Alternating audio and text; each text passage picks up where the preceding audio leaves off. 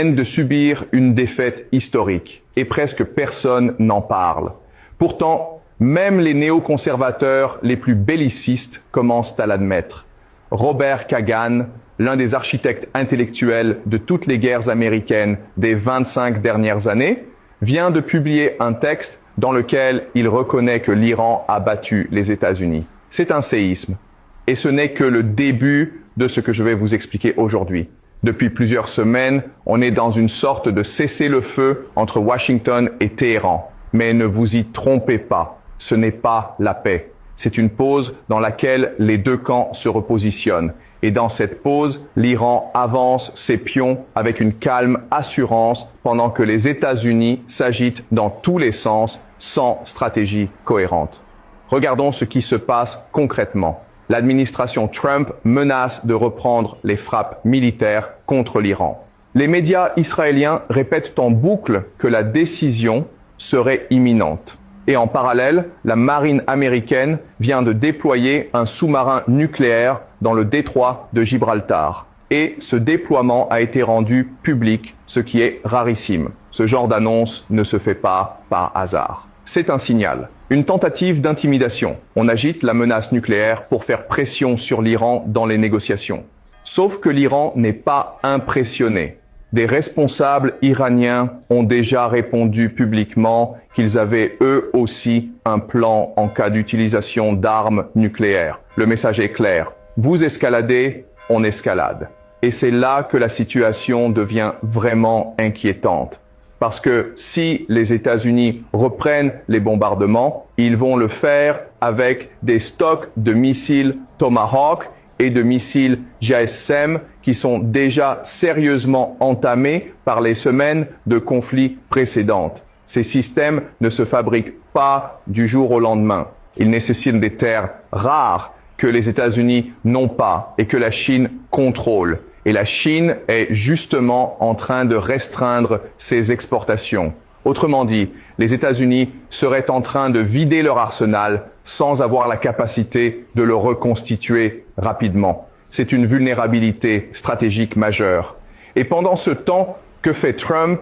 Il prend l'avion pour Pékin, il part négocier avec Xi Jinping alors que les drapeaux iraniens ornent encore les avenues de la capitale chinoise après la visite du président iranien. Ce détail en dit long sur où se situe vraiment l'alignement diplomatique. La Chine et la Russie parlent ouvertement d'une nouvelle architecture de sécurité internationale, une architecture qui exclut les États-Unis. Et ce n'est pas de la rhétorique, c'est un projet concret qui avance. Parlons maintenant de l'Iran et du détroit d'Ormuz, parce que c'est là que se joue l'essentiel. L'Iran contrôle ce détroit et il l'a dit clairement. Ce contrôle fait désormais partie de sa souveraineté. Ce n'est plus négociable et certains responsables iraniens évoquent même une redéfinition de la zone, une expansion de ce que signifie concrètement ce contrôle. Pendant les semaines de conflits actifs, l'Iran frappait 2 à 3 fois par jour des cibles dans les pays du Golfe, en Jordanie et en Israël. Il dispose pour cela d'un arsenal impressionnant.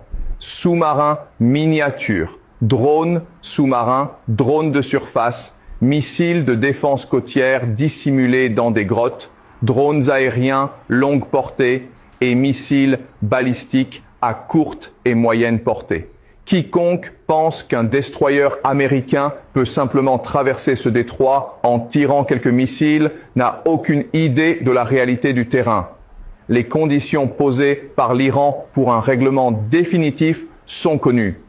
Elles ont été transmises par écrit à Washington. Fin des hostilités contre les Palestiniens et le Liban. Libération des fonds iraniens gelés. Levée des sanctions. Reconnaissance du contrôle iranien sur le détroit d'Ormuz et paiement de réparation pour les dommages causés par la guerre.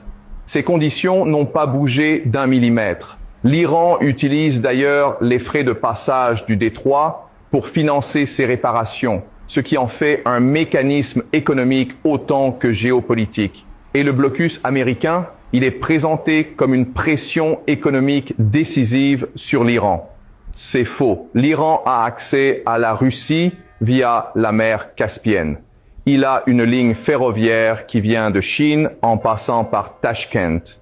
Il a 7 routes terrestres reliées au port pakistanais. Les exportations et importations continuent. Penser que l'Iran est au bord de l'effondrement économique, c'est se raconter des histoires. Et ces histoires ont un coût. Parce que pendant que Washington se berce d'illusions, les conséquences économiques réelles commencent à se faire sentir.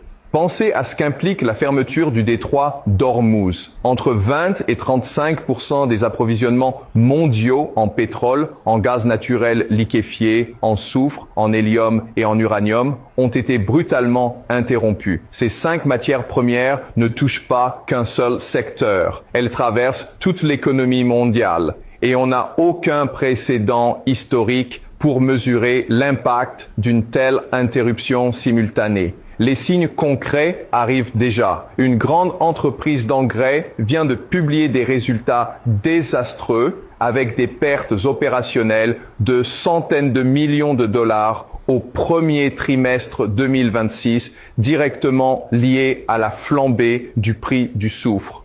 Toyota vient d'émettre un bulletin de service pour dire à ses clients d'utiliser une huile moteur de substitution parce que la raffinerie Shell au Qatar, qui produisait une huile de base spécifique, est hors service. Des fournisseurs d'huile moteur ont averti des grandes chaînes de distribution qu'ils n'avaient plus de produits à livrer. Ce sont des signaux faibles, mais ils annoncent quelque chose de beaucoup plus grand. Quand tout cela se combinera, prix de l'énergie en hausse, pénurie dans les rayons, inflation qui accélère, la population américaine le ressentira directement. Et aucun président ne peut ignorer indéfiniment les conséquences économiques de ses décisions de politique étrangère. Le marché des dérivés financiers, estimé entre 600 et 700 000 milliards de dollars, est structurellement fragilisé. Si une partie de cet édifice commence à s'effondrer sous l'effet des chocs économiques en cours, on sera face à une crise